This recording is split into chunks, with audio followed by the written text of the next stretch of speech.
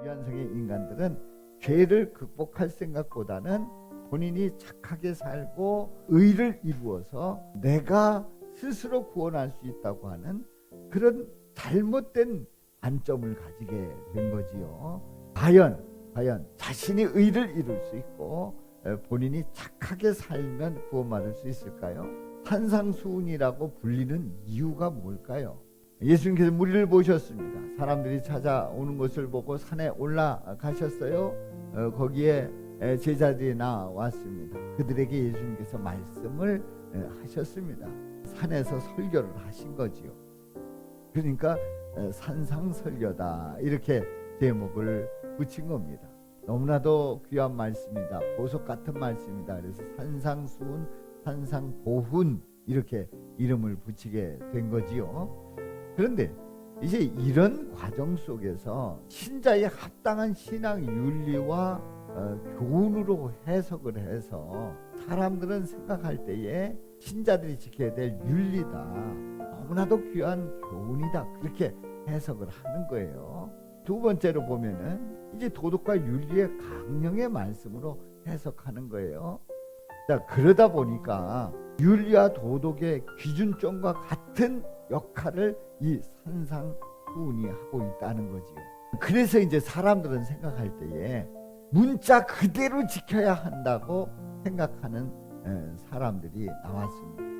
그래서 오히려 예수님의 말씀이 우리를 편하게 하고 우리를 기쁘게 하는 말씀이 아니라 우리를 더 죄책감을 주는 그런 악순환이 거듭되었단 말이에요.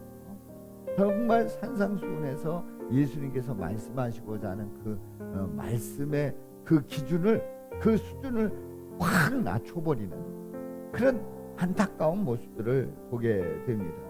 절대로 예수님 빼면 안 돼요. 예수님을 빼면 이것은 우리에게 또 다른 올가미가 되고 죄의 속박으로 묶어놓고 기쁨이 아니라 죄책감을 더 불러일으키게 되고 결국은 하나님께서 원치 않는 엉뚱한 방향으로 튀게 돼 있단 말이에요.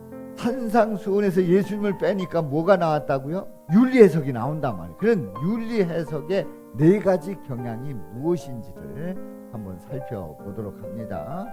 하나님의 형상대로 지음받은 인간은 하나님의 관점으로 보기 때문에 선악의 관점이 아주 뚜렷한 거예요.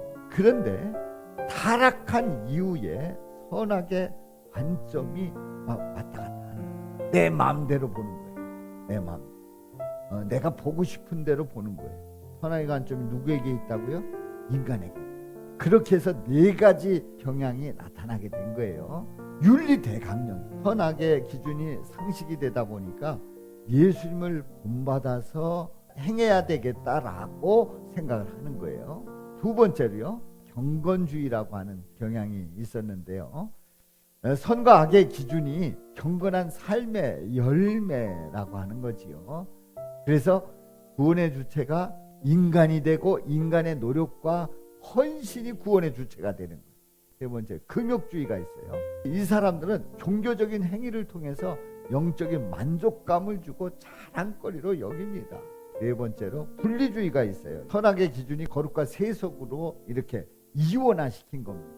그래서 교회는 거룩하고 세상은 악하다, 이런 개념에서 우리 안에서만 살자, 이런 개념을 가지고 살다 보니까 예수님의 그 복음을 전하는 일에, 그리고 예수님의 사랑을 전하는 일에 상당한 장애를 가져오게 되고 그 안에 들어온 사람들만의 삶으로 만족하게 되는 그런 잘못된 방향으로 나가게 됐단 말이에요. 이런 네 가지 경향은 예수님을 제외시키고 산상수훈을 해석하다 보니까 이런 네 가지 성향으로 나타나게 됐단 말이에요.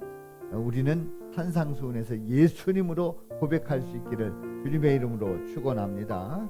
산상수훈이라는 이름 말고 또 다른 이름이 있습니까? 알맞은 이름이 있습니까? 율법과 계명을 알고 보니까 100% 지키는 사람이 없어요. 그러니까 율법과 계명을 통해서 우리는 죄인이라는 걸 확인시키고 있는 거예요. 그래서 예수님 오신 줄로 믿습니다.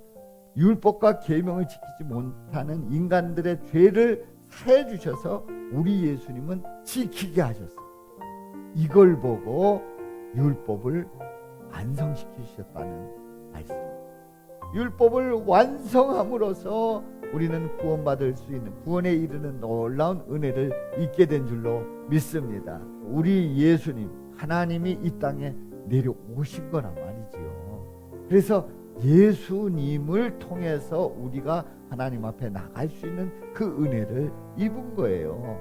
그러므로 율법은 어떻게 해야 된다고요? 완성해야 됩니다. 인간이 온전히 지킬 수 없는 율법을 예수님으로 완성해서 우리로 하여금 율법을 지킨 것으로 우리 주님께서 여겨주시고 우리를 의롭다 여겨주신 줄로 믿습니다. 산상수훈을 뭐라고 한다고요? 율법 완성이라고 하는데, 산상수훈이라는 이름은 예수님의 은혜와 사랑을 낮추는 결과를 가져왔기 때문에 우리는 율법 완성이라고 불러야 되는 거예요. 인간의 윤리가 아니라 예수님의 구원의 말씀이에요. 오직 예수님만의 율법 완성으로 보면서 예수님께만 집중해야 될 줄로 믿습니다. 그렇다고 하면은 예수님의 말씀이 윤리가 아니라고 하는 것을 점검하게 되는 겁니다. 우리는 윤리로 구원이 가능합니까? 우리는 계명을 지켜서 구원이 가능합니까? 구원의 주체자는 우리 자신입니까? 우리의 행위로 구원을 이룰 수 있습니까? 구원이 예수님의 역사라면 우리의 역할은 얼마나 됩니까? 구원이 예수님의 역사라고 하면 우리의 역할은 아무것도 없는데, 믿기만 하면, 고백하기만 하면, 내 마음속에 영접하기만 하면 100% 예수님이 우리를 구원해 주시는 줄로 믿습니다.